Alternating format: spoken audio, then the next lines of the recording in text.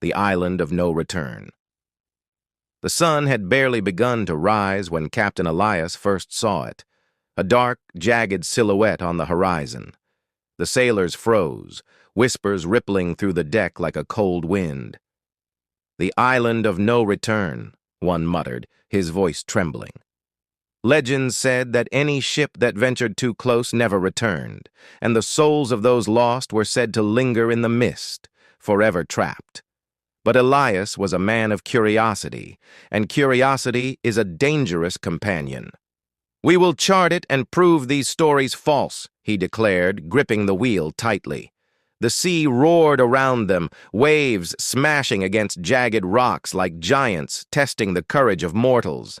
Every sailor on deck felt a shiver, the kind that crawls up the spine and refuses to leave.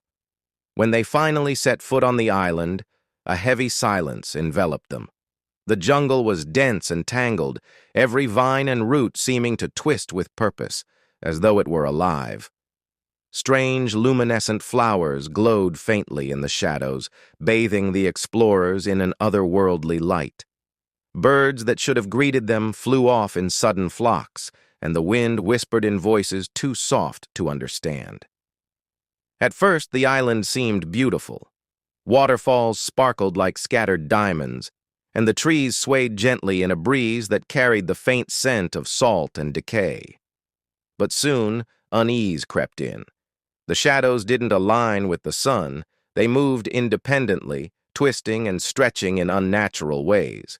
And the whispers, faint at first, then louder, seemed to come from everywhere at once. One sailor, brave or foolish, wandered toward a tree etched with strange, glowing carvings. As he touched it, the ground shivered beneath his feet. His voice, once cheerful, became a hollow echo, distorted and distant. He vanished before anyone could reach him, leaving only a faint imprint in the mist, as though he had never existed. Panic began to grip the remaining crew. Captain Elias pressed on, determination battling fear.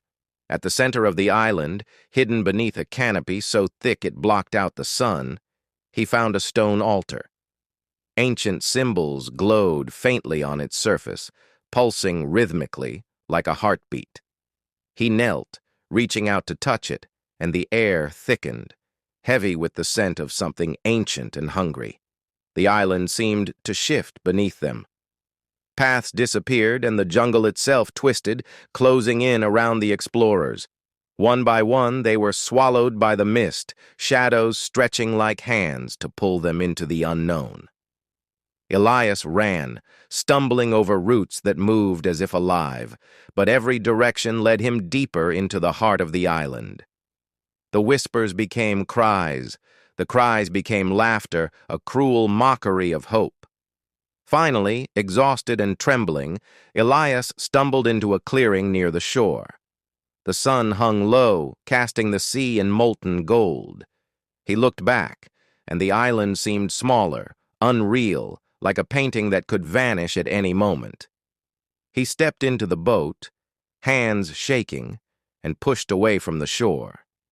He never spoke of what he saw in the jungle, the voices that spoke his name, or the shadows that followed him even on the open sea.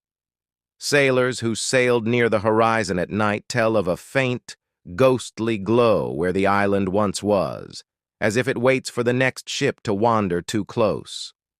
Some mysteries are not meant to be solved, some places are not meant to be found, and some islands will claim your soul the moment you step on their shore.